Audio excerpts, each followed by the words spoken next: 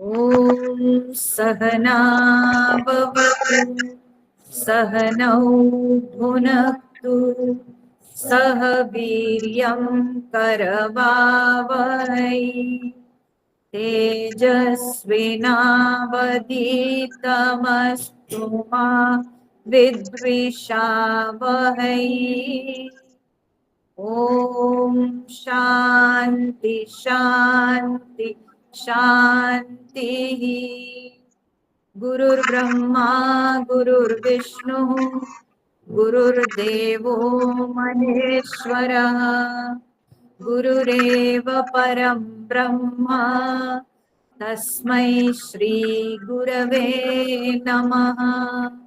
वसुदेवसुतं देवं कंसचाणूरमर्दनम् देवकी परमानन्दम् कृष्णं वन्दे जगद्गुरुम् कृष्णं वन्दे जगद्गुरुम्।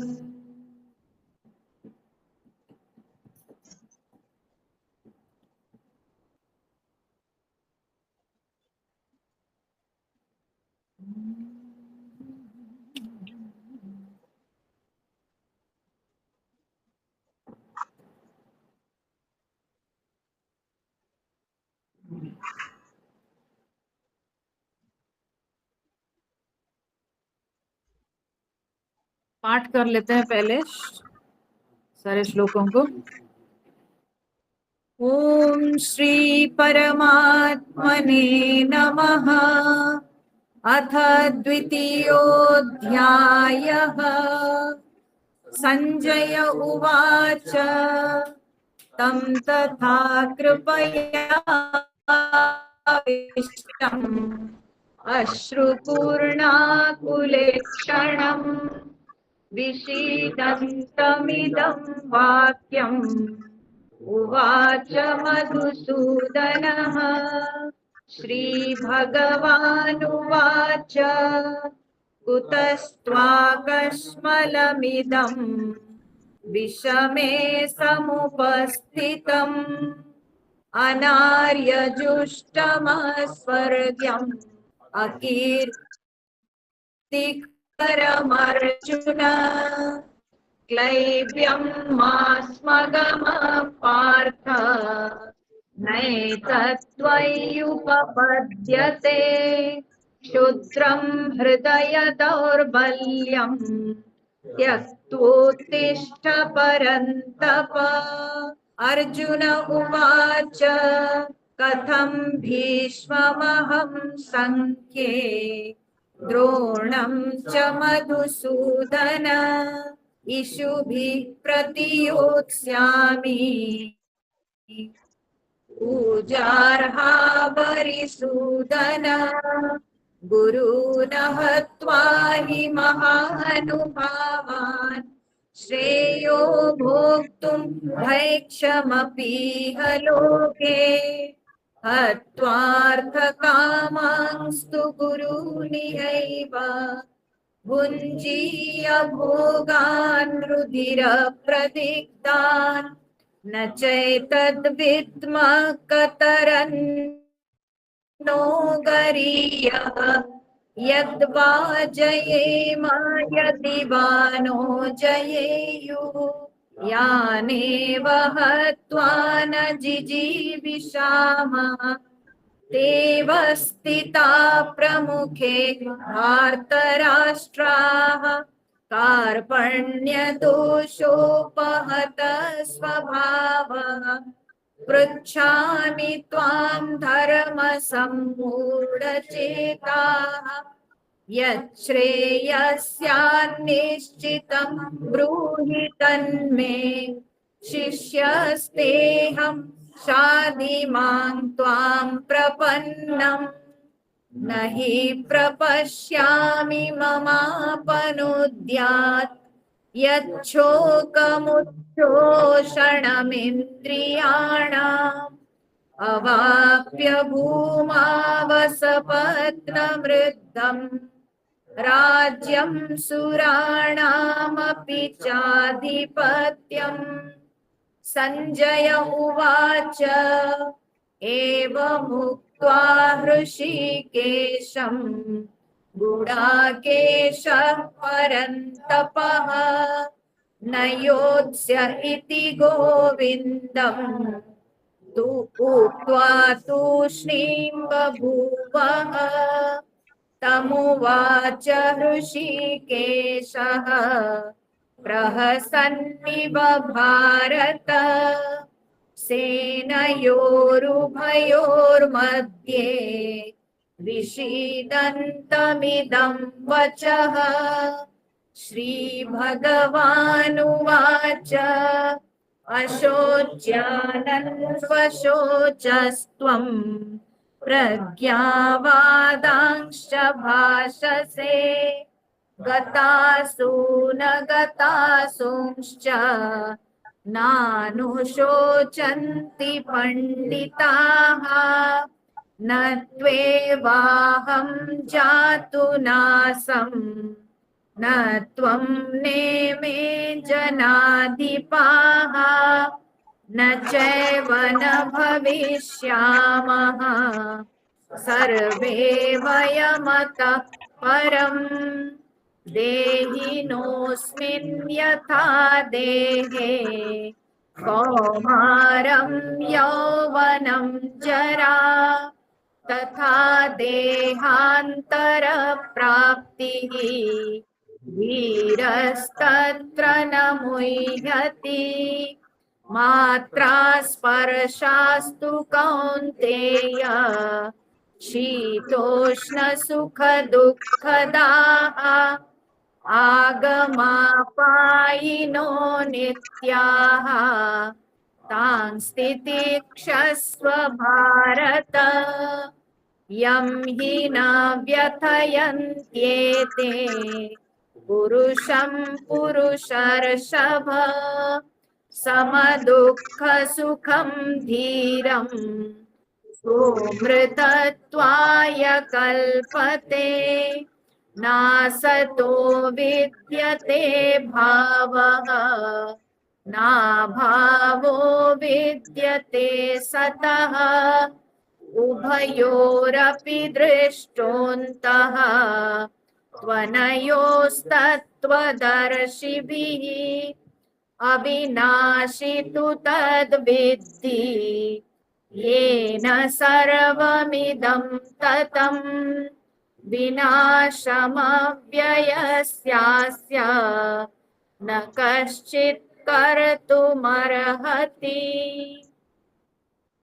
तो हम लोगों ने देखा अब तक भगवान श्री कृष्ण ने अपने उपदेश देने के क्रम में कहा कि असत वस्तु का भाव नहीं और सत वस्तु का कभी अभाव नहीं। और ये जो असत और सत इन दोनों के विषय में भली प्रकार से चिंतन मनन किए हैं कौन? ना तत्वदर्शी।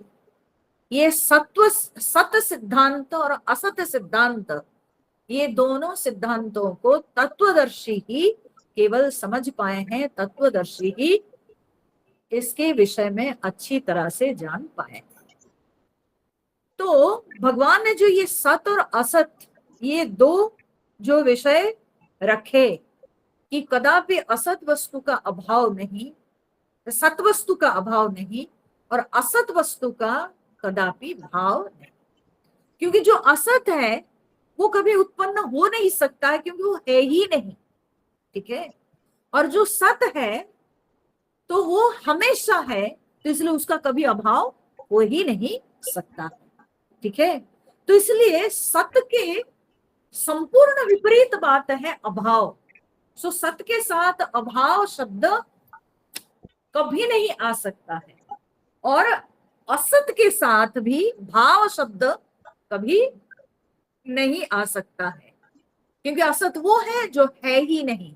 तो जो है ही नहीं उसका कभी भाव दिखेगा ही नहीं, उसकी उत्पत्ति कभी होगी नहीं, उसका कभी भी कहीं पर भी उसकी विद्यता नहीं महसूस होगी, ठीक है। तो ये जो है सत और असत के विषय में भगवान बताते हुए अब आगे के श्लोक में कहते हैं, जिसको हम लोग आज चिंतन करेंगे। 17 नंबर के श्लोक में भगवान कह रहे हैं, अविनाशी तू तत्विद्धि येन सर्वम इदम ततम। बोलते हैं तू माने किंतु, परंतु अर्जुन, तत्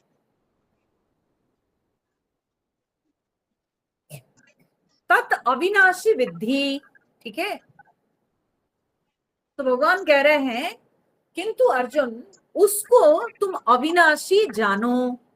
ठीक है, तत् माने उसको, तो उसको तुम अविनाशी जानो, किंतु अर्जुन उसको तुम अविनाशी जानो, न किसको।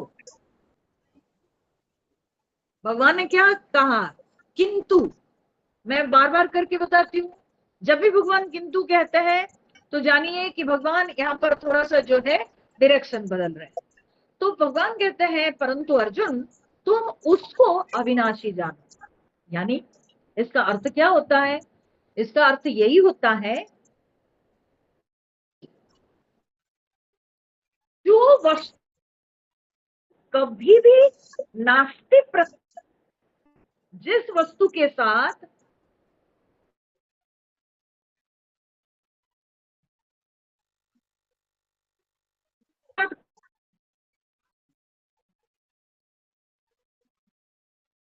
है उसको हम लोग असत कहते हैं, किंतु जिसके साथ अस्थि प्रत्यय नहीं, वो सत वस्तु है, उसी को, वही सत वस्तु को अर्जुन तुम अविनाशी जानो।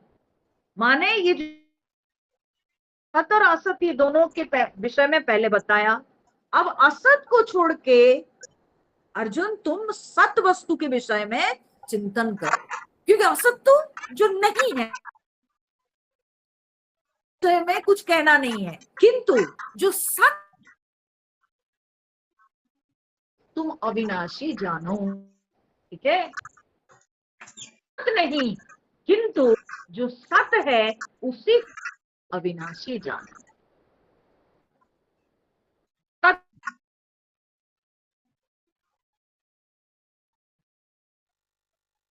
यानी जो सत है उसी को तुम अविनाशी जानो।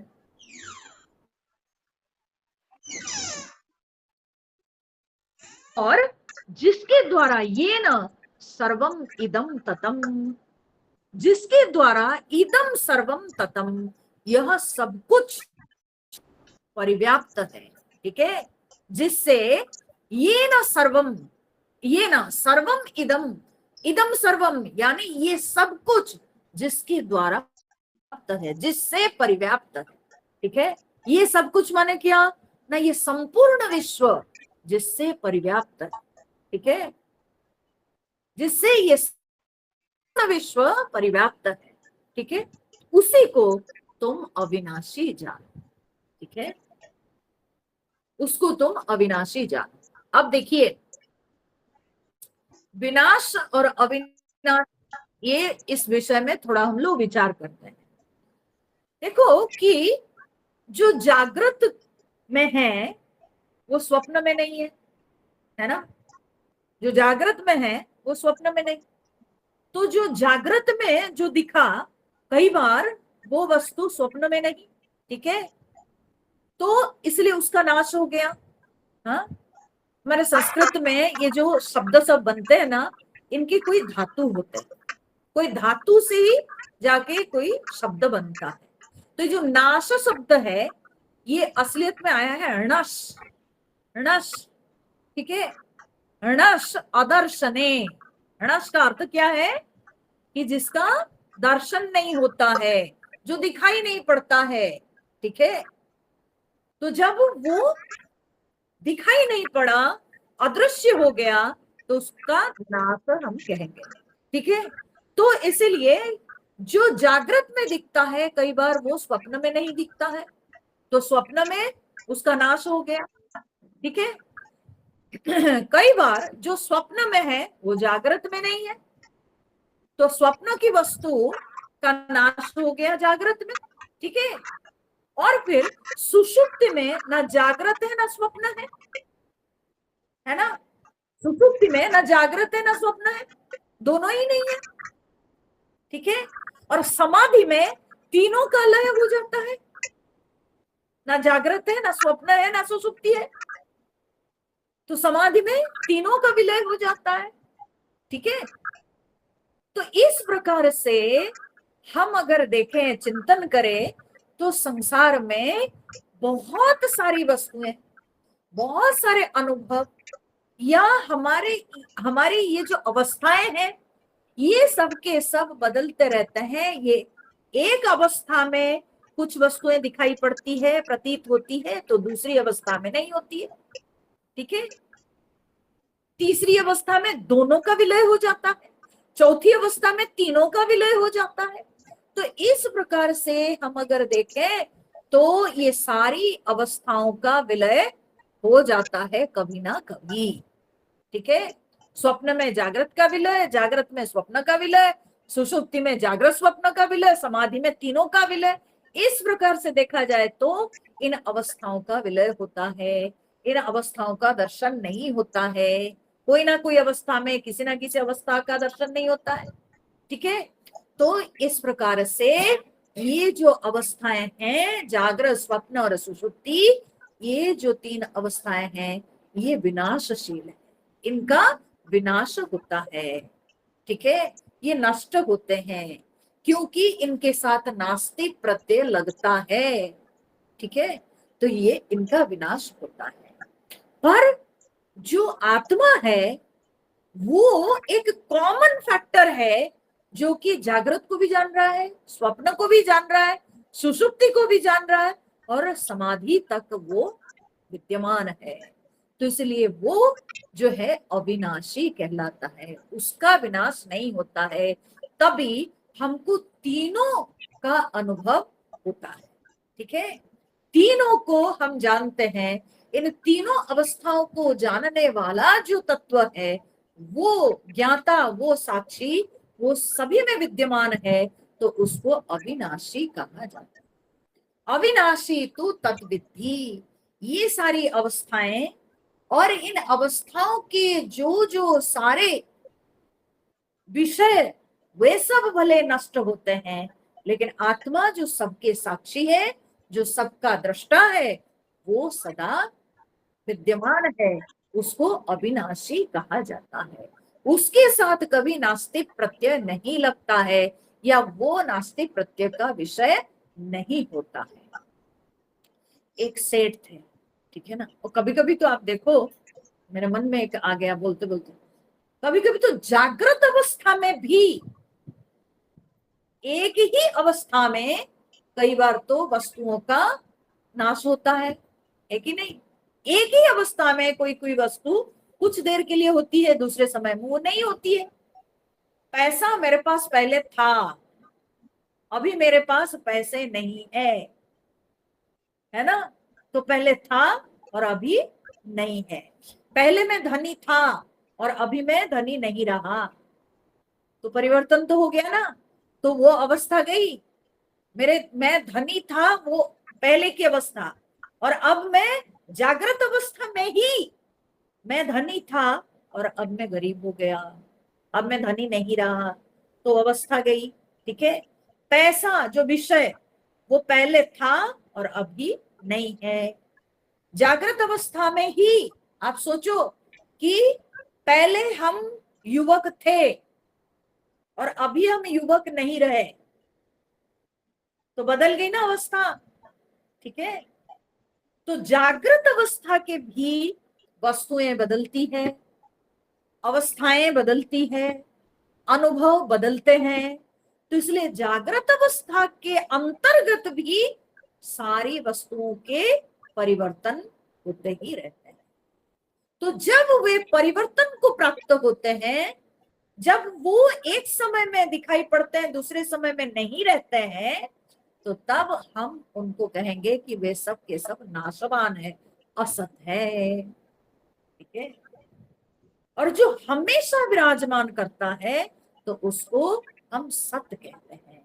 वो अविनाशी है, उसका कभी विनाश नहीं होता। ठीक है। एक सेठ थे, तो वो बहुत कर्ज में डूब गए। ठीक है। अब सब लोग उनको पैसे मांगने आते थे, हाँ, हमारे पैसा लौटा दीजिए, पैसा लौटा दीजिए। तो उस समय क्या हुआ, इनको लगा कि अब कैसे मैं ये सबसे बचूं। तब वे क्या किए ना, एक वकील फिक्स किए कि ये मेरे को बचाएगा। बहुत सारे जो है ना केसेस चलने लगे, तो बोले एक वकील, बढ़िया वकील हम फिक्स करते हैं, ये मेरे को बचाएगा। तो वकील अपना जो है फीस भी फिक्स कर दिया। बोला कि अगर मैं आपको जिताऊंगा तो मुझे इतना फीस आपको देना पड़ेगा। तो उन्होंने कहा ठीक है, हम देंगे, आप मेरे को जिता दीजिए तो फिर हम देंगे। और मैं पैसा किसी को लौटा नहीं सकता हूँ, मेरे पास उतना पैसा है नहीं। अब मेरे को जो है ना आप इससे बचाइए। तो वकील बोले ठीक है, मैं आपको एक उपाय बताता हूँ, एक सलाह वकील दी। वो सलाह क्या है, बोले कि आपको कुछ भी पूछा जाएगा कोर्ट में, आप जवाब देना टे। ठीक है। आपको कुछ भी पूछेगा, हाँ, तो आप केवल इतना ही बोलना टे। ठीक है। तो इन्होंने कहा ठीक है। तो फिर कोर्ट में जो है चला एकदम सवाल जवाब। तो उसमें ये सेठ को जो भी पूछा गया तो टे, आप इनके पैसा लिए टे, आपके पास पैसा है टे, आपके पास पैसा नहीं है टे। तो सब में टे टे टे टे जब करने लगे, तो जज को लगा ये तो मस्त पागल है। ठीक है। तो जज ने कहा अरे ये तो पागल है, इससे क्या पैसा वसूल करोगे, इसको छोड़ दो। ठीक है। ये तो पागल हो चुका है, ये क्या पैसा देगा, तो इसको छोड़ो। तो सारे केस डिसमिस हो गए। अब जो है सेठ खुश आ गया। आने के बाद क्या हुआ, वकील अपना फीस मांगा, जिता दिया, बोला कि वो गया। वकील फीस मांगा, इसको तो टे बोलने की आदत पड़ गई है। तो वकील पैसा मांगा, मेरा पैसा दो टे। मैंने तुमको कहा था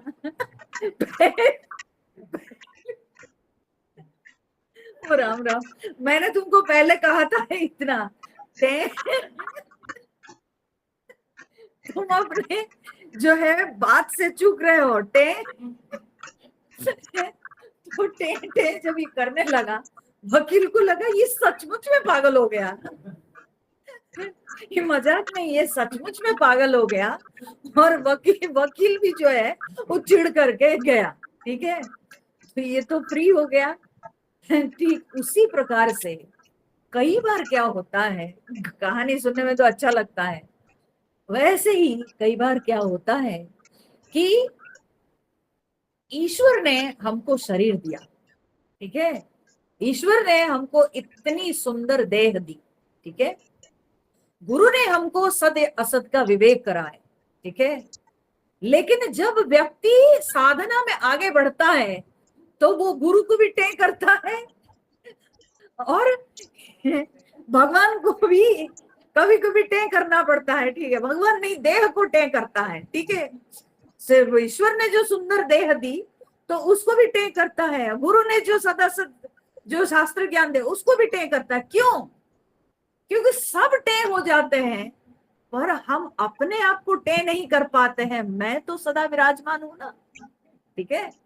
कोई अपने आप को कभी टे कर सकता है क्या? बताइए, बड़ी हंसी आती है। तो कोई अपने आप को कभी टे कर सकता है? ऐसी कभी भी कोई स्थिति आएगी क्या जब आप कह सकते हो कि मैं नहीं हूं? ऐसा हो ही नहीं सकता। हम सबको टे कर सकते हैं लेकिन अपने को कभी नहीं कर सकते। तो मैं सत हूं, मैं सदा विराजमान करता हूं। ठीक है। मेरी जागृत अवस्था चली जाती है, स्वप्नावस्था चली जाती है, सुषुप्ति अवस्था चली जाती है, समाधि में हम सब कुछ को त्याग देते हैं, लेकिन हमेशा हम विराजमान करते हैं। मुझे मेरी अनुभूति नित्य निरंतर होती रहती है, मुझे मेरी उपस्थिति नित्य निरंतर पता चलती है, और यही जो नित्य निरंतर उपस्थिति को कहते हैं कि मैं अविनाशी हूं, मेरा कभी टय नहीं होता है, मेरा कभी विनाश नहीं होता है, तो मैं अविनाशी हूं। तो भगवान कहते हैं अविनाशी तू तद विद्धि, कभी भी मेरा विनाश नहीं होता है। यानी क्या हुआ कि मैं काल परिच्छिन्न वस्तु नहीं हूं। ठीक है, काल परिच्छिन्न माने काल से मैं, माने काल के द्वारा, परिच्छिन्न माने कटा हुआ। ठीक है, मैं काल के द्वारा कटा हुआ नहीं हूं, मुझे कोई काल सीमित नहीं कर सकता है, मुझे कोई काल जो है बाधा नहीं डाल सकता है मेरी उपस्थिति में। शरीर काल से सीमित है, लेकिन मैं काल से सीमित नहीं। ठीक है, देह पहले नहीं था और अभी दृश्यमान होता है, फिर बाद में नहीं रहेगा। तो इसलिए देश जो है काल परिच्छिन्न वस्तु। ठीक है, परिच्छिन्न। हाँ, मेरे को एक व्यक्ति सुनते सुनते मैं ये परिच्छिन्न शब्द, तो बोले ये परिच्छिन्न परिच्छिन्न क्या बोलते हैं। ठीक है, बोले हमने सुना है परछन्न करके लाते हैं, ठीक है, किसी को, तो बोले ये परिच्छिन्न क्या बोलते हैं आप। तो बोले परिच्छिन्न संस्कृत शब्द है। सो परिच्छिन्न, परितः छिन्न। ठीक है, तो अगर काल मुझे हर प्रकार से, हर साइड से सीमित कर देता है, मुझे काट देता है, तो मैं काल से परिच्छिन्न हो गया। ठीक है, समय मुझे सीमित कर दिया। कैसे कर दिया ना, एक निर्दिष्ट समय के पहले मैं नहीं था, एक निर्दिष्ट समय के बाद में मैं नहीं रहा, तो क्या हुआ, मेरा बोथ साइड्स से समय मुझे लिमिटेड कर दिया, समय मुझे काट दिया। ठीक है, प्राक अभाव, प्रध्वंस अभाव। ठीक है, तो पहले भी मैं नहीं रहा और बाद में भी नहीं रहूंगा, तो इससे हो गया क्या ना, मैं काल परिच्छिन्न हो गया। ठीक है, तो कौन इस तरह से काल परिच्छिन्न है, देह है। देह जन्म के पहले नहीं था, मृत्यु के बाद फिर नहीं रहेगा। तो जब ये शरीर जो कि जन्म के पहले नहीं था और मृत्यु के बाद नहीं रहेगा, तो ये समय से परिच्छिन्न हो गया, समय से ये कटा हुआ हो गया। ठीक है, ये हर प्रकार से, बोथ साइड से ये समय से सीमित हो गया, समय से ये बाधित हो गया, ये समय से कटा हुआ हो गया, इसलिए इसको कहते हैं काल परिच्छिन्न। उसी तरह से देश परिच्छिन्न। देश परिच्छिन्न का अर्थ क्या होता है ना, देश से, जब देश के द्वारा हम कटे हुए हो जाएंगे। तो देश के द्वारा कटे हुए मतलब क्या है कि अगर मेरे इस शरीर को आप देखोगे, तो ये मेरा जो शरीर है, ये एक निर्दिष्ट इसका जो है क्षेत्र है। ठीक है, इसकी एक परिसीमा है। ठीक है, उसी के अंदर ही ये विराजमान करता है। ठीक है, और उससे बाहर ये नहीं है, तो ये क्या हुआ ना, देश परिच्छिन्न। ये मेरी जो देह है, ये देश परिच्छिन्न हो गई। कैसे हो गई ना, ये एक ही जगह में है, इतनी ही जगह में ये देह है, और इससे बाहर उधर नहीं, उधर नहीं, उधर नहीं, उधर नहीं, उधर नहीं, उधर नहीं, लेकिन ये केवल इधर ही है। तो देश परिच्छिन्न हो गई ना ये देह। तो काल परिच्छिन्न माने काल से बाधित, देश परिच्छिन्न माने देश से बाधित, वस्तु परिच्छिन्न माने वस्तु से बाधित। वस्तु परिच्छिन्न किसको कहते हैं, बोले वस्तु परिच्छिन्न का अर्थ होता है कि ये शरीर के एक निर्दिष्ट प्रकार के इसका आकार है, इसे मैच नहीं करता है, कोई और वस्तु के साथ ये मैच नहीं करता है, कोई और वस्तु के साथ ये मिलता जुलता नहीं है, ये बिल्कुल इसका एक अपना रूप है, इसका एक अपना आकार है।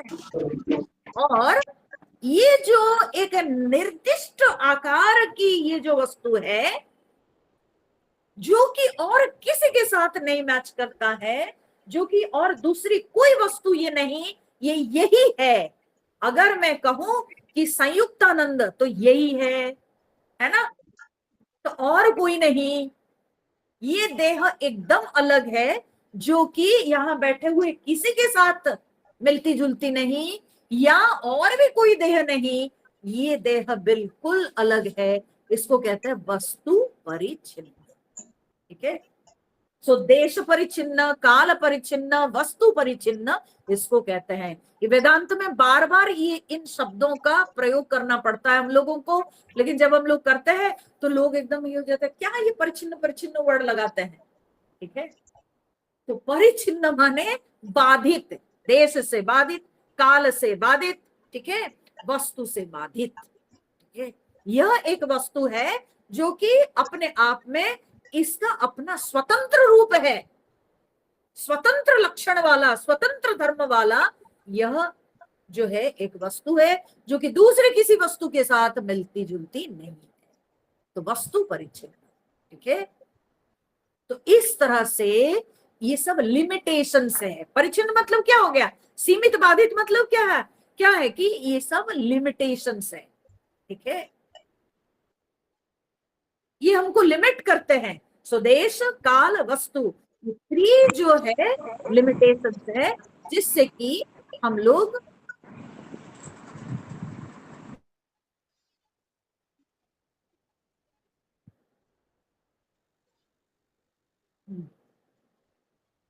जिससे कि हम लिमिटेड होते हैं। ठीक है, तो भगवान जब यहाँ पर कहते हैं कि अविनाशी, कभी विनाश नहीं होता है उसका, ठीक है, मतलब सत का कभी विनाश नहीं होता है।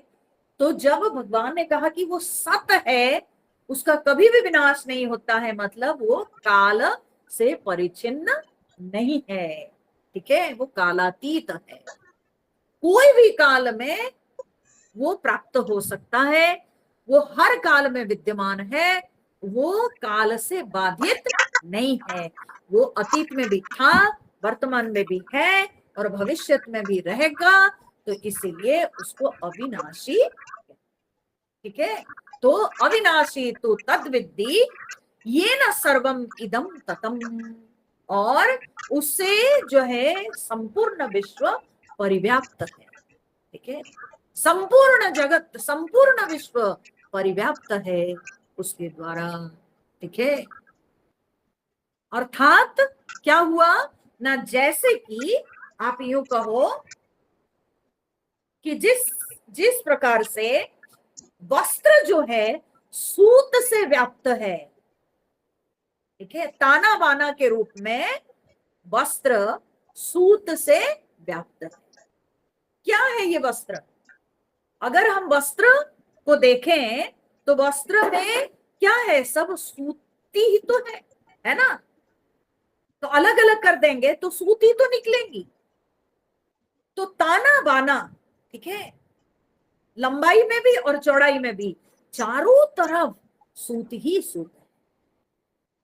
सो सूत से यह वस्त्र जो है परिव्याप्त है, सूत के अलावा और कुछ नहीं। वही सूत जो है एक निर्दिष्ट प्रकार से जुड़ करके एक विकार को प्राप्त हुए हैं, तो उसको हम वस्त्र कहते हैं। ठीक है, लेकिन सत्य क्या है, सूत सत्य। वैसे ही मिट्टी के सारे बर्तन, ठीक है, उन बर्तन को मिट्टी को निर्दिष्ट प्रकार के आकार दे करके उसको जब हम लोग पकाते हैं, आग में पकाते हैं, तो तब क्या होता है ना, वो अलग अलग प्रकार के बर्तन के रूप से पाया जाता है। लेकिन उसमें सत्य क्या है, मृत्तिका, मिट्टी ही सत्य है।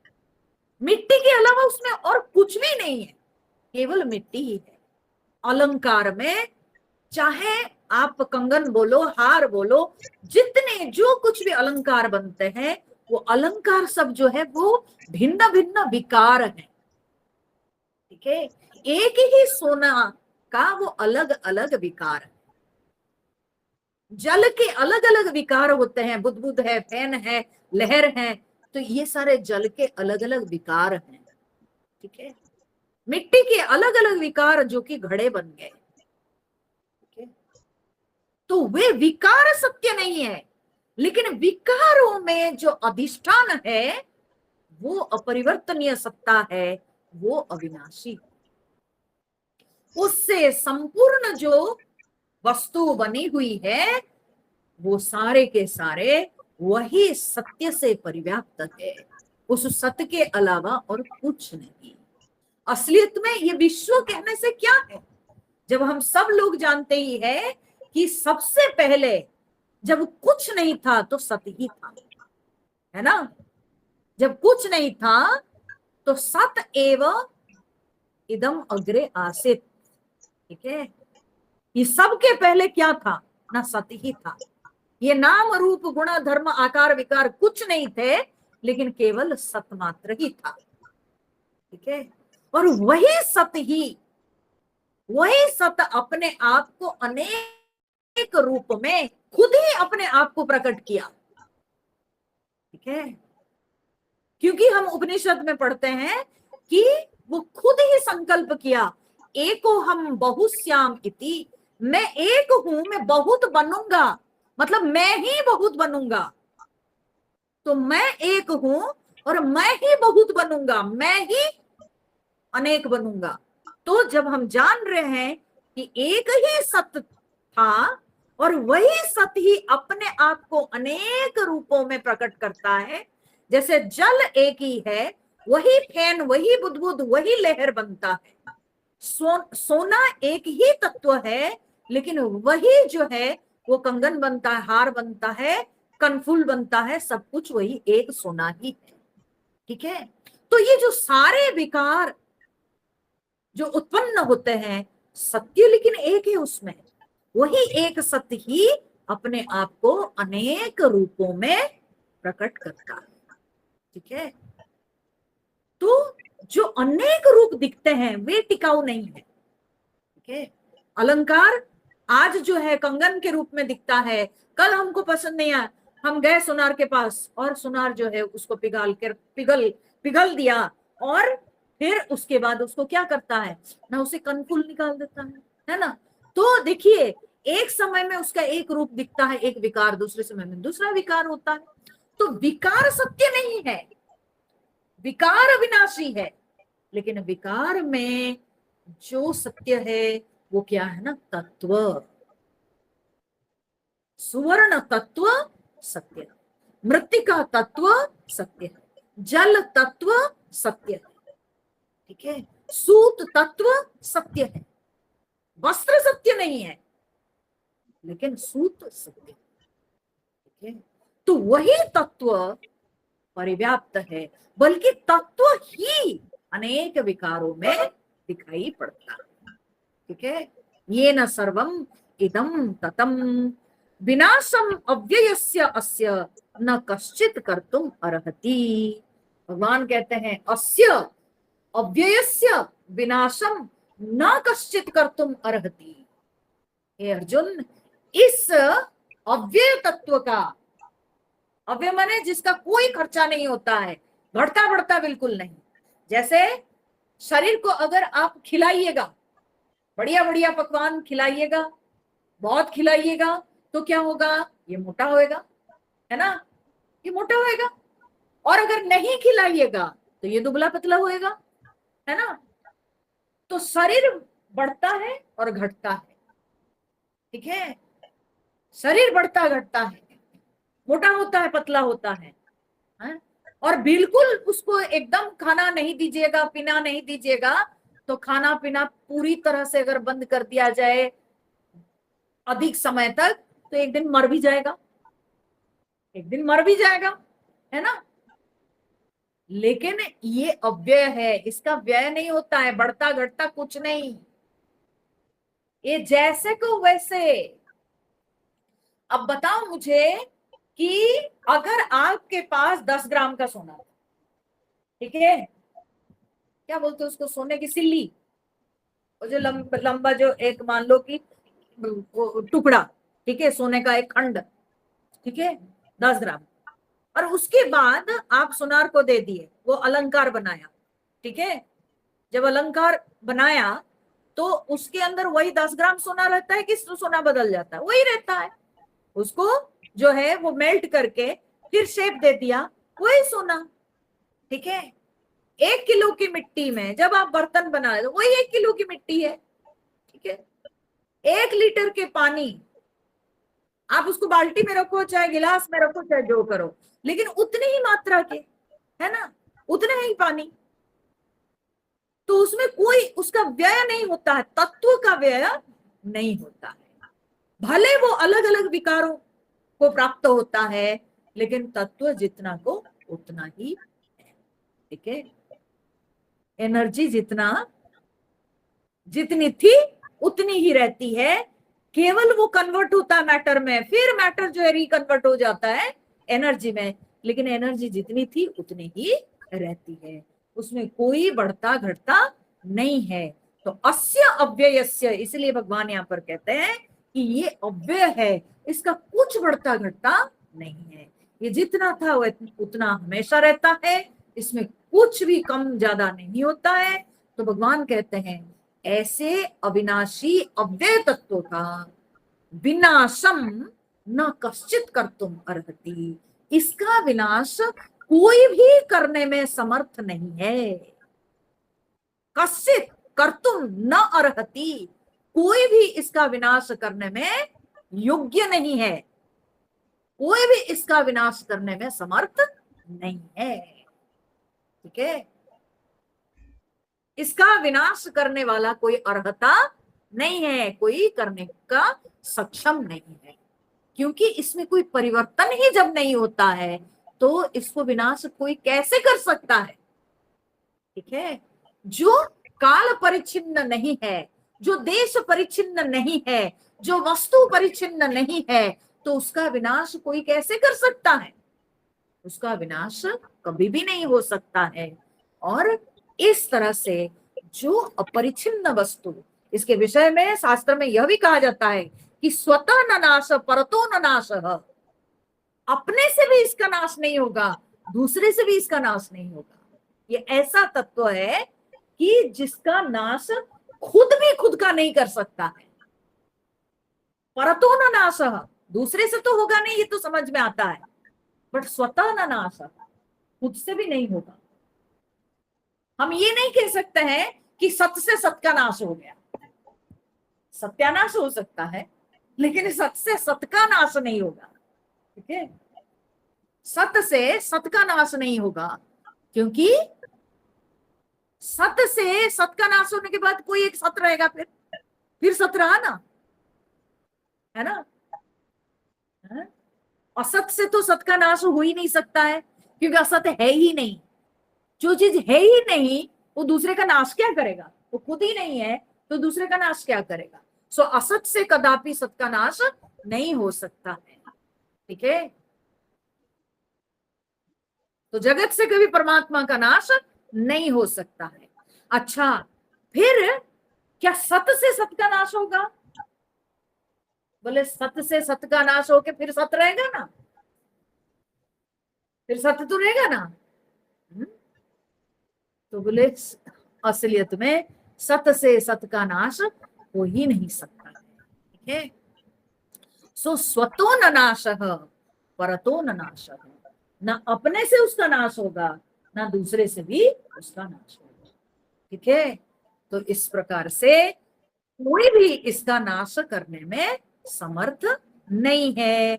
अब यह कहने के बाद भगवान आगे जो है अर्जुन को कहते हैं, ये तो आत्मा तो अविनाशी तत्व हो गया ना, अब इसके बाद देह की स्थिति क्या है उसके विषय में नेक्स्ट श्लोक में 18वें नंबर श्लोक में कहते हैं, अंतवंत इमे देहाः नित्यस्योक्ता शरीरिणः अनाशिनो प्रमेयस्य तस्माद्युध्यस्व भारत, अंतवंत इमे देहाः नित्यस्योक्ता शरीरिणः अनाशिनो प्रमेयस्य तस्माद्युध्यस्व भारत।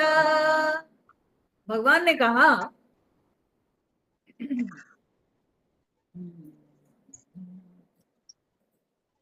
ओके, मेरे को अन्वय देखना होता है, ठीक है। तो बोलते हैं कि नित्यस्य अनाशिनः अप्रमेयस्य शरीरिणः इमे देहाः अंतवन्तः उक्ताः। ठीक है, भगवान ने कहा नित्यस्य अनाशिनः अप्रमेयस्य शरीरिणः, ये सारे एडजेक्टिव्स है किसके? ना शरीरिणः, शरीरी का। ठीक है, हाँ। तो शरीर यहाँ पर आत्मा, ठीक है, शरीरी माने देह में रहने वाला, ठीक है, देह में रहने वाला या शरीर में रहने वाला जो कि शरीरी कहलाता है।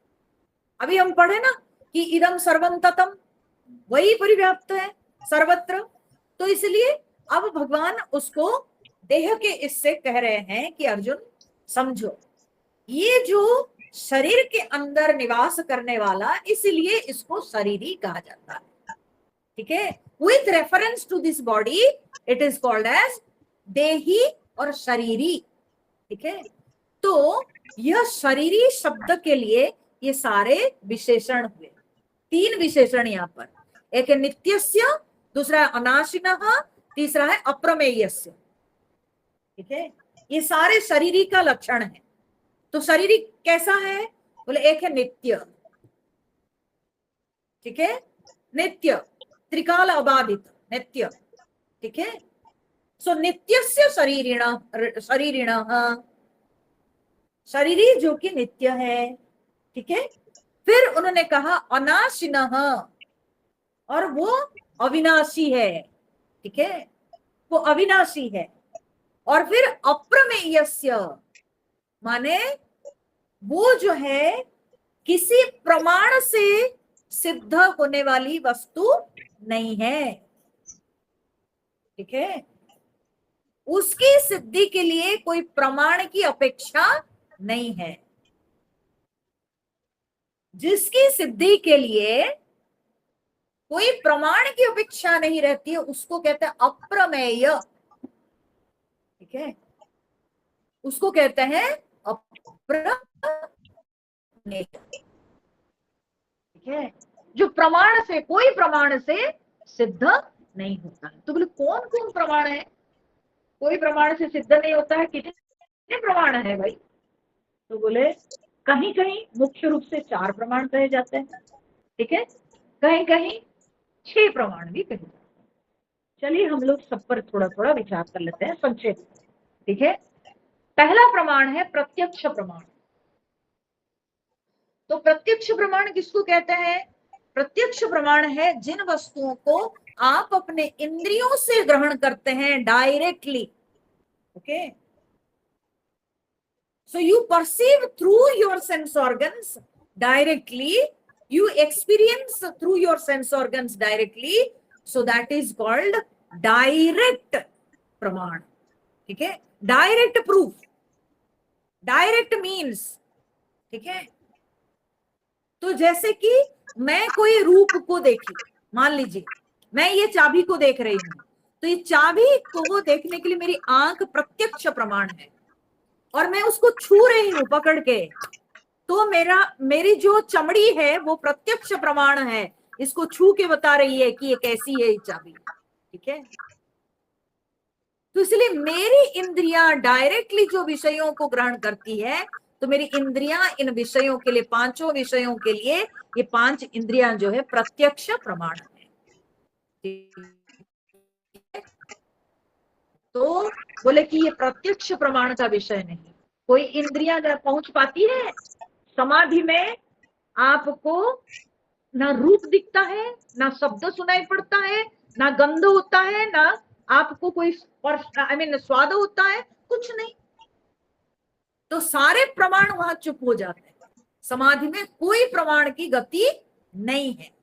इसीलिए उपनिषद कहती है कि यतो वाचो निवर्तन्ते अप्राप्य मनसा सह, जहां से वाणी लौट आती है क्योंकि वाणी की गति नहीं है, वाणी की पहुंच नहीं है, तो इसलिए वाणी लौट आती है मन के साथ।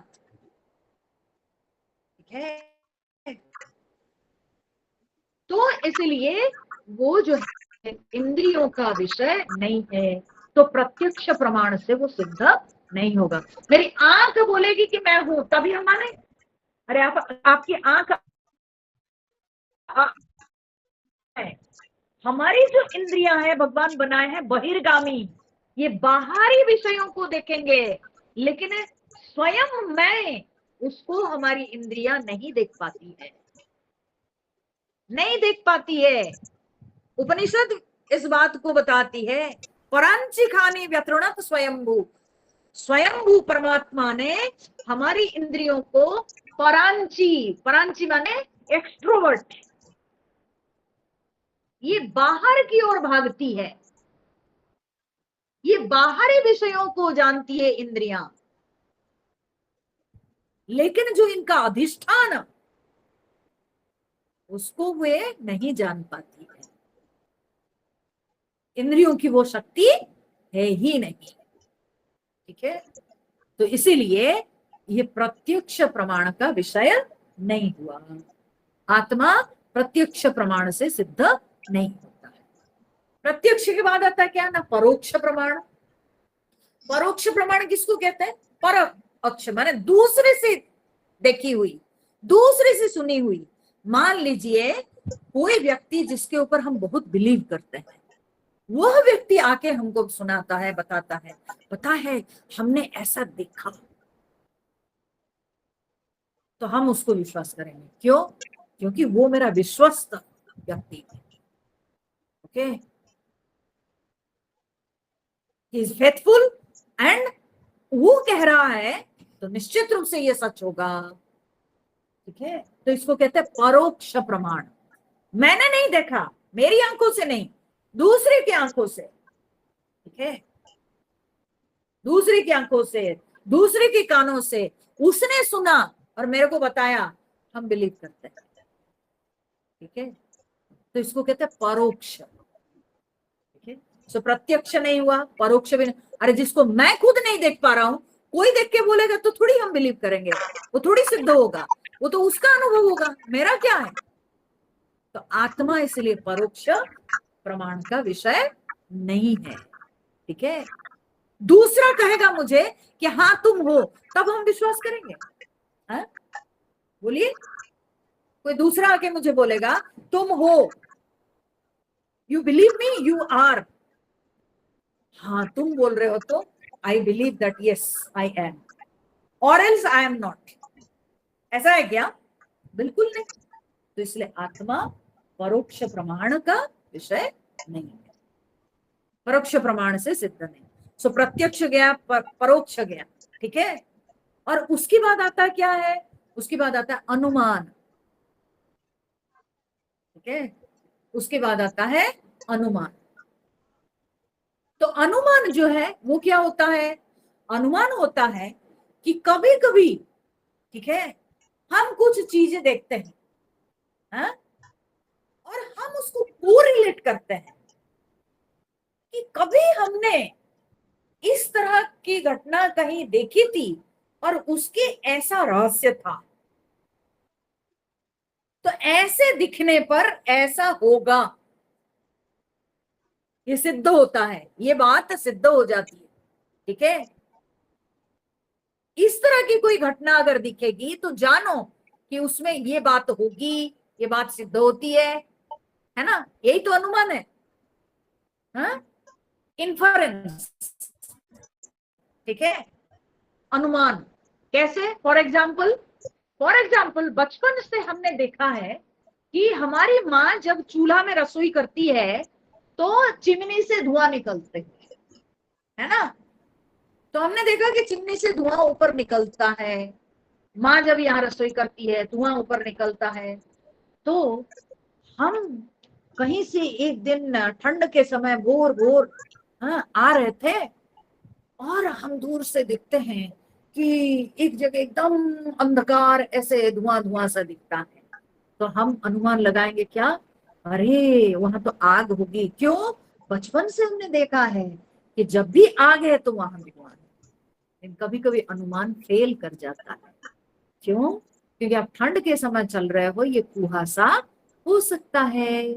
कभी कभी आप जब हाई अल्टीट्यूड में कहीं आप जैसे पहाड़ी पर, बहुत बड़े बड़े ऊंचे पहाड़ी पर आप हो, तो उसमें क्या होता है, बादल आ जाता है, तो धुआं सा पूरा लगता है, अचानक से पूरा धुआं छा जाता है। तो उस धुआं का मतलब थोड़ी है कि वहां आग है। जब हम लोग जाते हैं केदारनाथ, गंगोत्री के ऊपर जब जाते हैं, गोमुख की ओर जाते हैं, तो अचानक से धुआं धुआं सा छा जाता है, दिखता भी नहीं आगे, इतना घना अंधकार सा एकदम धुआं सा छा जाता है। इसका मतलब बादल छा गया, फॉग आ गया, वहां आग की बात नहीं। तो हमेशा अनुमान सत्य नहीं होता है, अनुमान से सिद्ध नहीं होता है। ठीक है? तो अनुमान से यह सिद्ध नहीं, मैं अनुमान लगाता हूं ऐसा ऐसा हमने देखा था तो ऐसा होता था, तो हाँ आत्मा होगा, है ना? ये कोई अनुमान लगाते हो? है? आत्मा अनुमान का विषय नहीं। सो ना प्रत्यक्ष हुआ, ना परोक्ष हुआ, ना अनुमान हुआ। गया। उसके बाद चौथा होता है क्या? ना उपमान। ठीक है? उपमान। तो उपमान क्या होता है? तो बोले उपमान, उपमा, उपमा क्या होता है? अगर कहा गया कि नरकेसरी, ठीक है, हाँ? नरकेसरी माने राजाओं में वो सिंह के समान है, नरकेसरी। तो किसी किसी को नरकेसरी की माने उपाधि मिली, तो हम अगर नरकेसरी नाम ले लिए तो हमको समझ में आ जाएगा कि नरकेसरी किसको इंगित करता है। ठीक है? क्योंकि उनका बल, उनकी ताकत, उनके पराक्रम देख करके उनको नरकेसरी उपमा दी गई, आख्या दी गई। तो नरकेसरी कहने से तुरंत हमारे मन में आ जाता है कि वो कौन है। इसको कहते उपमान प्रमाण, उपमा के द्वारा। ठीक है? किसी को उपमा से हम इंगित करते हैं, ठीक है, उसकी सिद्धि होती है। बोले ये उपमा से नहीं, क्योंकि इसके समान कुछ नहीं, इसलिए इसके लिए उपमा कहां से? इसके लिए कोई उपमा नहीं। ठीक है? तो इसलिए ये उपमान प्रमाण इसके लिए नहीं, प्रत्यक्ष नहीं, परोक्ष नहीं, अनुमान नहीं, उपमान नहीं। और पांचवा प्रमाण जो है वो है आगम प्रमाण। ठीक है? तो आगम किसको कहते हैं? बोले आगम जो कि अंतिम प्रमाण है वो है शास्त्र। आगम माने शास्त्र। ठीक है? तो बोले कि आत्म तत्व की सिद्धि में आगम माने शास्त्र भी प्रमाण नहीं है। तो बोले क्या बोल रहे हो? तो फिर ये शास्त्र हम क्यों पढ़ रहे हैं? तो क्यों हम गीता भागवत रामायण सब पढ़ रहे हैं? छोड़ देते हैं पढ़ना, बंद कर देते हैं। जब वो शास्त्रों का कोई है नहीं, मतलब है नहीं, महत्व है नहीं, तो हम क्यों पढ़ रहे हैं? तो शंकराचार्य इस पर ये दिए हैं, ठीक है, भाष्य देते हैं। बोले कि आगम का काम कहां तक है ये समझो पहले। आगम हमको बताता है कि जो अनित्य वस्तुएं हैं, जो असत वस्तुएं हैं, उनका लक्षण क्या है, और वे सत के ऊपर आवरण मात्र है। ठीक है? वो सत के ऊपर क्या है ना? आवरण। ठीक है? और उन सब को त्याग करना चाहिए। क्या क्या साधन करके आप उन सब को त्याग कर सकते हो, इस विषय में ज्ञान कराता है हमको शास्त्र। हमको क्या साधना करनी है? हा? आसन करो, प्राणायाम करो, प्रत्याहार करो, धारणा करो, ध्यान करो, ठीक है, जप करो, योगा करो, ये सारी बातें शास्त्र में चर्चा हुई है। क्यों? क्योंकि जो अनित्य वस्तुएं हैं, जो कि सत के ऊपर आवरण के समान है, उन अनित्य वस्तुओं को साधना के द्वारा हम दूर करेंगे, हम उसको निकालेंगे। ठीक है? शास्त्र हमको उपाय बताता है, लेकिन शास्त्र हमको आत्मा का ज्ञान नहीं करा सकता है। शास्त्र हमको रास्ता दिखाता है, लेकिन शास्त्र हमको आत्म वस्तु को नहीं दिखा सकता। आत्म वस्तु तक पहुंचने के लिए रास्ता बताता, लेकिन आत्म तत्व का अनुभव कभी शास्त्र हमको नहीं करा सकता। इसीलिए तो उपनिषद कहती है नायम आत्मा प्रवचने न लभ्य न मेधया न बहुना श्रुते न। ना बहुत सुनने से किसी को आत्मा मिल जाएगी, ना बहुत बोलने से प्रवचन करने से आत्मा किसी को मिल जाएगी, ना कोई बहुत पढ़ लिया हो, याद रख लिया हो शास्त्र वाक्यों को तो उसको आत्मा मिल जाएगी। बोले नहीं, सो शास्त्र बोलने से नहीं, शास्त्र सुनने से नहीं, शास्त्र को याद रखने से भी नहीं। शास्त्र कभी आत्मा को उपलब्ध नहीं करा सकता है, आत्मा तक पहुंचने के लिए रास्ता बता सकता है। ठीक है, जैसे नाव पर बैठ करके हम जाते हैं, मान लीजिए कि नदी के उस पार किसी गांव में जाना है, तो हम नाव पर बैठ के जाते हैं, लेकिन हम फिर नाव को छोड़ देते हैं। ठीक है, तो शास्त्रों में बहुत जगह शास्त्रों के लिए नाव की उपमा दी गई है। जैसे हम नदी के उस पार गांव में पहुंचने के लिए नाव की सहायता लेते हैं, लेकिन फिर नाव को छोड़ना पड़ता है। ठीक है, जैसे पोल वॉल्ट जो लोग खेलते हैं, है ना, तो उस पोल की सहायता लेते हैं, लेकिन फिर पोल को छोड़ना पड़ता है। ठीक उसी प्रकार से शास्त्र की सहायता लेकर के गंतव्य तक पहुंचेंगे, लेकिन गांव में हमको नाव नहीं पहुंचा सकती है, गांव में तो हमको जाना है। समझ रहे हैं, गांव में तो हमको खुद को एंटर करना है, गांव में हमको नाव नहीं ले सकती है। ऐसे ही शास्त्र हमको आत्मा में घुसा नहीं सकती है, आत्मा तक पहुंचा सकती है। इसलिए आगम प्रमाण जो है उससे भी आत्म तत्व सिद्ध नहीं होता। तो ये 5 प्रकार के, 6 नहीं असलियत में 5 प्रकार के जो है प्रमाण हुए। प्रत्यक्ष प्रमाण, परोक्ष प्रमाण, उपमा अनुमान प्रमाण, उपमान प्रमाण, आगम प्रमाण। ठीक है, तो बोले कि इन चारों प्रमाणों से आत्म तत्व सिद्ध नहीं होता है। तो क्या आत्मा नहीं है? क्योंकि प्रमाणों से सिद्ध नहीं हुआ तो क्या आत्मा नहीं है? तो बोले नहीं, भले आत्म तत्व किसी भी प्रमाण से सिद्ध नहीं, इसलिए उसको अप्रमेय कहा जाता है। ठीक है, भले आत्म तत्व अप्रमेय है, लेकिन वह अनुभव गम्य है। वो अप्रमेय है, वो कोई प्रमाण से सिद्ध नहीं होगा, लेकिन वो अनुभव गम्य है। ऐसा नहीं कि वो नहीं है, वो हमको सदा अनुभव होता है, वो अनुभव गम्य है, जिसको कहते हैं अपरोक्ष अनुभूति। न प्रत्यक्ष न परोक्ष, अपरोक्ष, इसीलिए कहते हैं अपरोक्षानुभूति।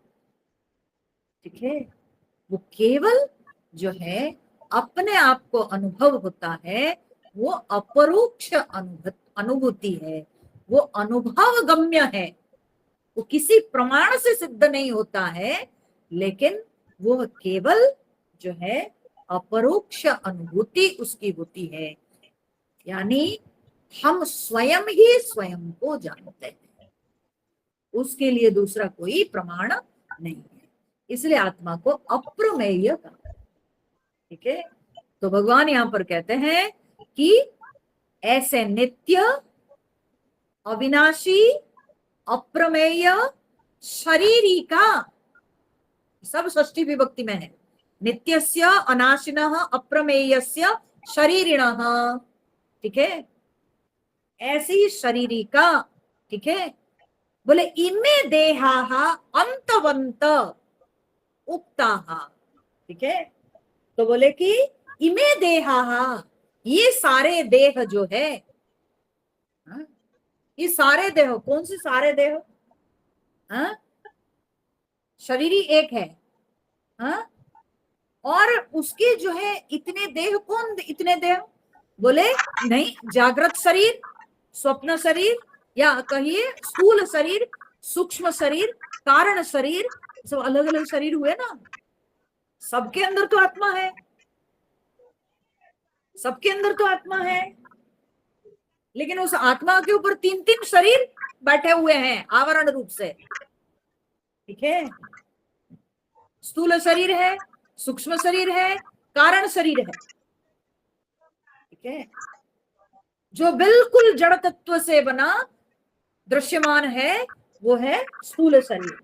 स्थूल के अंदर जो हमारे थॉट के जो बॉडी है, ठीक है, हाँ, जो वृत्त्यात्मक जो शरीर है, तो उसको कहते हैं सूक्ष्म शरीर। ठीक है, यद्यपि वेदांत में बोथ स्थूल शरीर एंड सूक्ष्म शरीर सबके सब जड़ है, सब जड़ है। ठीक है, लेकिन फिर भी अभी हम चर्चा के लिए ऐसे मानेंगे कि जो स्थूल शरीर है वो एकदम से जड़ है, क्योंकि उसमें परिवर्तन बहुत साफ नजर आता है, और यह जो है बढ़ते घटते हुए दिखता है। इसलिए इसको हम अभी के लिए हम कहेंगे कि ये स्थूल शरीर जो है ये पूरी तरह से जड़ है। इसके अंदर जो वृत्ति है, हमारे अंदर जो एक थॉट रूपी जो एक शरीर है, ठीक है, तो उसको कहते हैं सूक्ष्म शरीर, जिसमें मन है, बुद्धि है ना, चित्त है, अहंकार है, ये सब के सब वृत्ति रूप है, सबके सब थॉट फॉर्म है। तो ये शरीर के अंदर फैला हुआ है क्या ना, हमारे अंदर विचार सब फैले हुए हैं। तो विचार से भरपूर है ये शरीर। तो उस विचारमय शरीर, ठीक है, उसको कहते हैं सूक्ष्म शरीर। फिर उसके अंदर भी सूक्ष्म रूप से क्या है ना, कारण शरीर, यानी अज्ञान। सबका सीड है क्या ना, अज्ञान।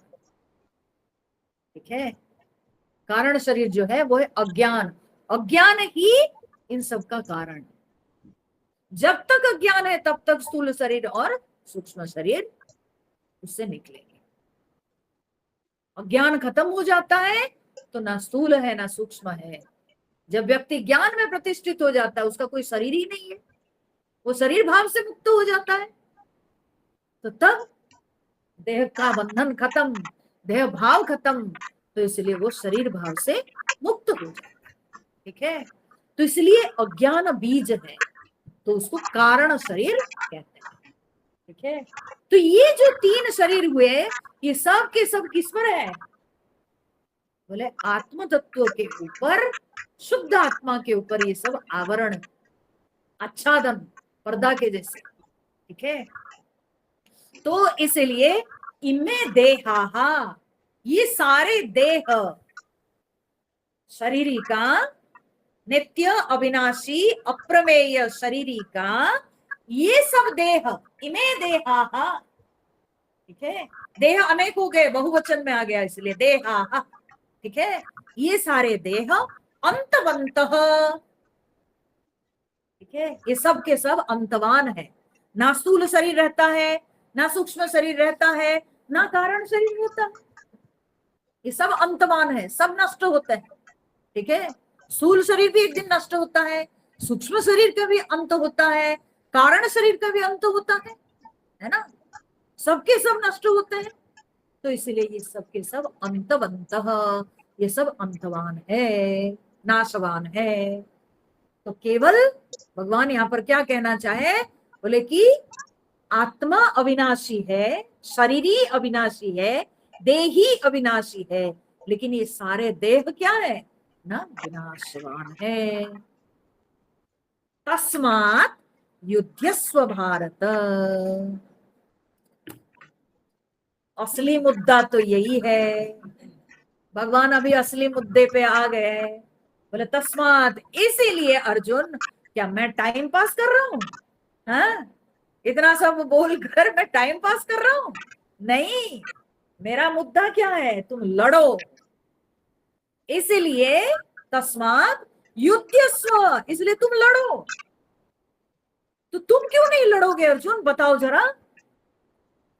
ये तो कंफर्म हो गया ना कि देह को तुम रोक नहीं सकते हो। देह, ये सारे देह, स्थूल शरीर, सूक्ष्म शरीर, कारण शरीर, ये तीनों देह जो है ये नाशवान है, इनका नाश सुनिश्चित है, इसको रोक नहीं सकते। और आत्मा का कभी नाश नहीं होता है, तो क्यों नहीं लड़ोगे बताओ जरा। क्यों नहीं लड़ोगे, तुम नहीं लड़के भी मरोगे, वे लोग नहीं लड़के भी मरेंगे, तो जब नहीं लड़ेंगे तब भी मरेंगे, तो क्यों कर्तव्य से भागेंगे जरा बताओ। नहीं लड़के भी जब हम अपने आप को रख नहीं सकते हैं, तो जरा लड़के अपने कर्तव्य निभा के मरते हैं ना, कम से कम उससे यश तो मिलेगा, कीर्ति मिलेगी,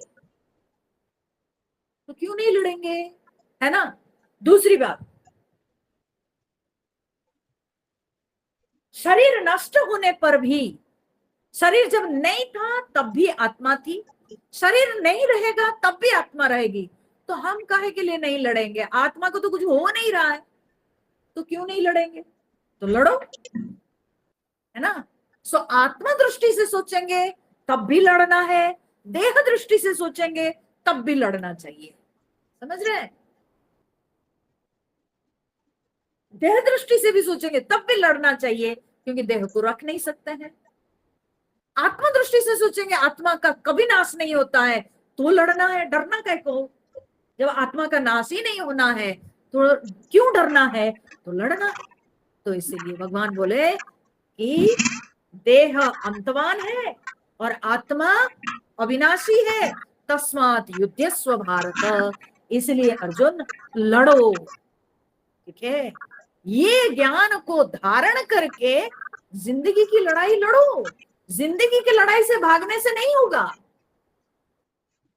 जिंदगी की लड़ाई तो लड़ना ही पड़ेगा, वो बिना लड़े चलेगा नहीं काम, तो वो लड़ना होगा। लेकिन पीछे जो है ये ज्ञान रहना चाहिए, ये ज्ञान को आधार बना के अगर हम जिंदगी की लड़ाई लड़ रहे हैं तो उसमें कोई पाप नहीं होगा, उसमें कोई हारने का भय नहीं, क्योंकि इसमें कोई हार जीत नहीं, ठीक है, कोई हार जीत नहीं। तो इस तरह से जो है अर्जुन तुम लड़ो, लड़ोगे क्यों नहीं, लड़ने से डरना नहीं चाहिए, लड़ो। अब ये कहते हुए भगवान आगे जो है कहते हैं, इसीलिए अर्जुन ना तो ये आत्मा किसी को मारता है, ना किसी से मारा जाता है, ना मरता है, मारा जाता है माने ना मरता है, ठीक है। तो ना तो ये किसी को मारता है ना ये मरता है, मरना मारना इसके साथ नहीं, ठीक है। तो उसको भगवान अगले 3 श्लोकों में बताते हैं, तीनों का भाव एक ही है, तो इसलिए हम 3 श्लोकों को पाठ करेंगे। य एनं वेत्ति हन्तारम् यश्चैनं मन्यते हतम् उभौ तौ न विजानीतः नायं हन्ति न हन्यते न जायते म्रियते वा कदाचित् नायं भूत्वा भविता वा न भूयः अजो नित्य शाश्वतोऽयं पुराणः न हन्यते हन्यमाने शरीरे वेदा विनाशिनं नित्यं य एनमजमव्ययम् कथं स पुरुषः पार्थ कं घातयति हन्तिकम्। तो भगवान कहते हैं इसलिए अर्जुन, यह एनम व्यक्ति हंतारम, एनम माने इसको, किसको, ना इस आत्म तत्व को, इस शरीरी को, इस देही को, ठीक है।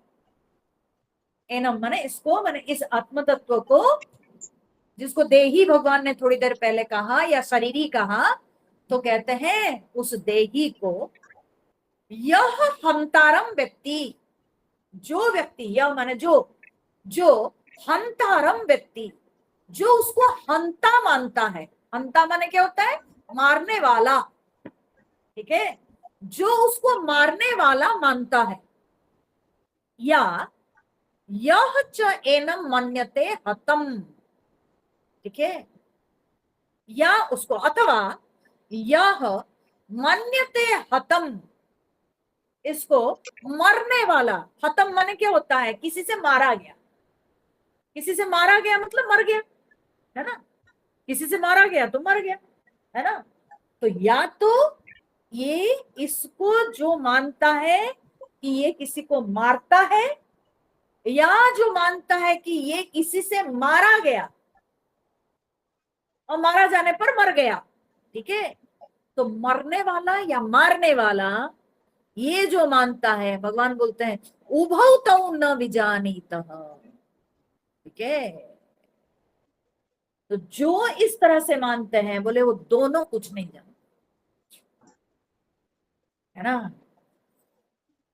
वो कुछ नहीं जानते हैं, उस आत्मा को नहीं जानते हैं, इसलिए कहते हैं कि वो मारता है या वो मरता है।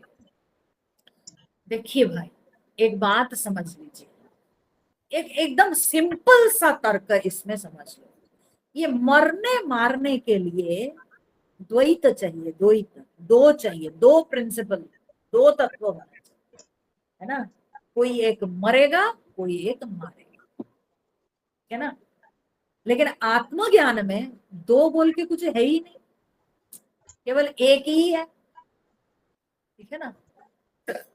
दो है नहीं। जो दूसरा तत्व जो दिखता है, बोलते हैं वो तो मिथ्या है ही नहीं। एक ही केवल सत है, और सब तो असत है। तो इसलिए जो मरना मारना ये दिखता है, ये कहाँ दिखता है तब? बोले ये असत के राज्य में है, सत के राज्य में नहीं है। सत के राज्य में तो एक ही सत है, दूसरा कोई है ही नहीं। तो कौन किसको मारेगा, कौन मरेगा? यहाँ दो है ही नहीं, और मरने मारने वाले की बात आएगी ही नहीं। ठीक है, तो ये जो मरना मारना, ये केवल असत राज्य में दिखता है। तो कहा ना, ये शरीर के स्तर पे दिखता है, देह के स्तर पे ये मरने मारने की बात आती है। ठीक है, लेकिन मरना मारना आत्मा में संभव ही नहीं, क्योंकि वो एक है और वो सर्वत्र है। तो इसीलिए वहां पर कोई दूसरा है नहीं, तो मारेगा किसको और मरेगा भी किससे? कोई उसका मारने वाला भी नहीं है। और देखो, हम कहते हैं ना कि मैं उसको मार दिया, तो ये अहंकार हुआ ना, ये अहंकार है ना, मैंने मारा। ठीक है, तो ये अहंकार है ना।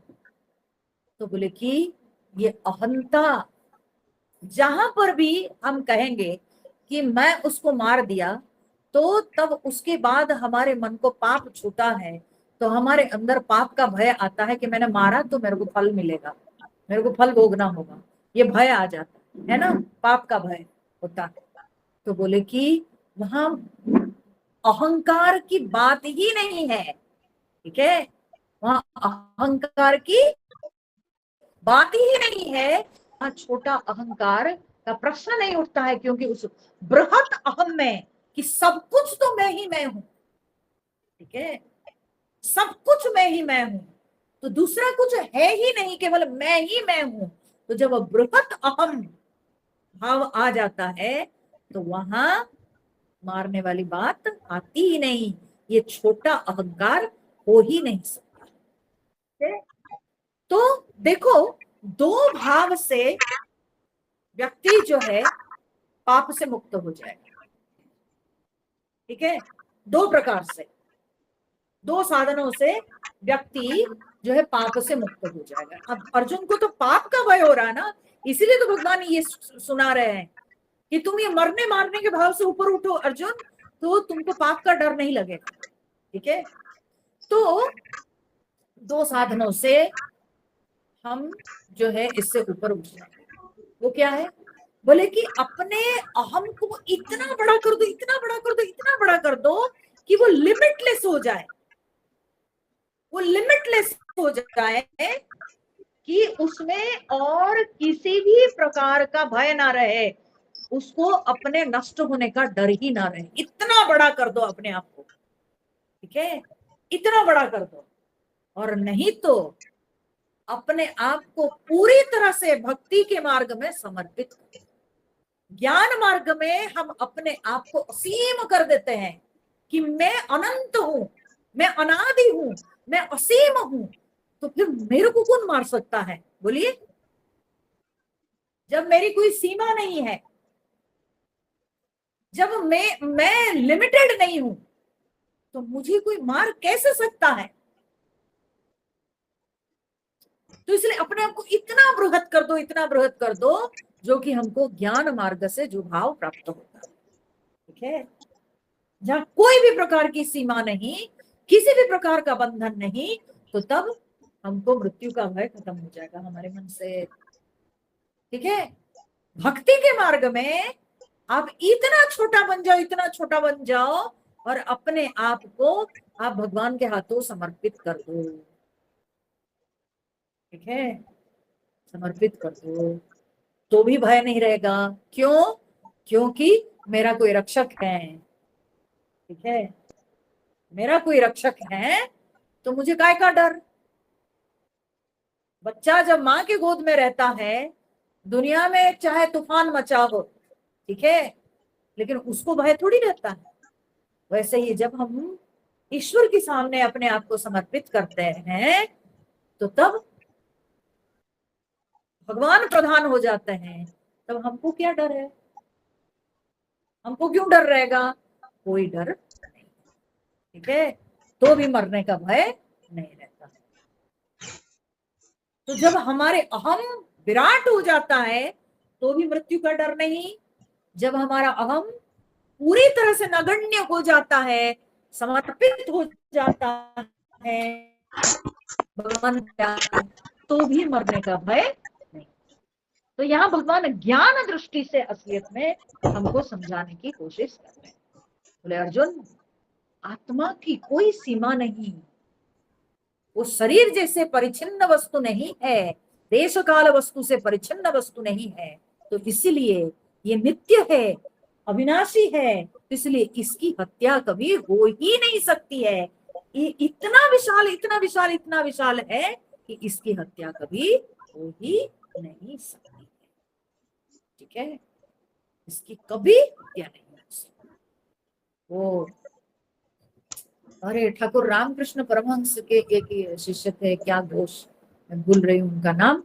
तो बोलते हैं कि वे कहते थे कि अपने आप को इतना बड़ा, अपने अहम को कर लो कि ये संसार रूपी रस्सी जो है छोटी पड़ जाएगी, तुमको बांध नहीं सकती, और नहीं तो अपने आप को इतना छोटा, इतना छोटा कर लो कि कोई रस्सी के गांठ में भी तुम नहीं आओगे, बाहर निकल जाओगे, ठीक है।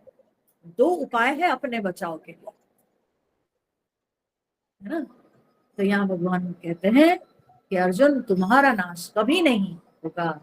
किसी के भी ये भाव जो रहता है अगर कि मैं मरता हूं, मारता हूं, तो बोले बिल्कुल नहीं, ये बिल्कुल मरने मारने की बात मिथ्या है। तो उभौ तौ न विजानीतः, ये दोनों भाव को मानने वाले कुछ नहीं जानते हैं।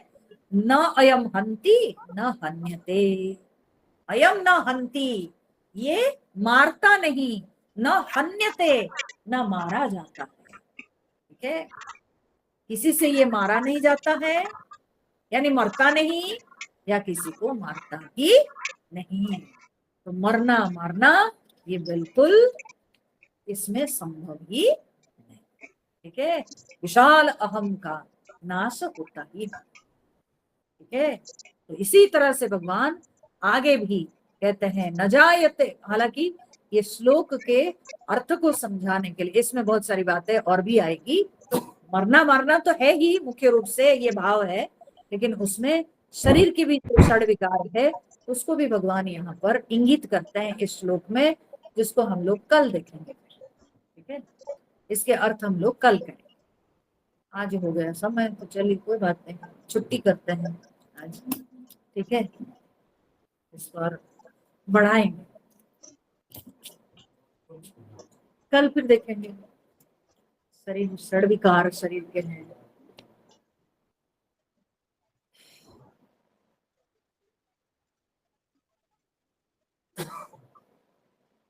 ओम पूर्णमद पूर्णमिदं पूर्णात् पूर्णमुदच्यते पूर्णस्य पूर्णमादाय पूर्णमेवावशिष्यते। ओम शांति शांति शांति। हरिः ओम श्री गुरुभ्यो नमः। हरिः ओम।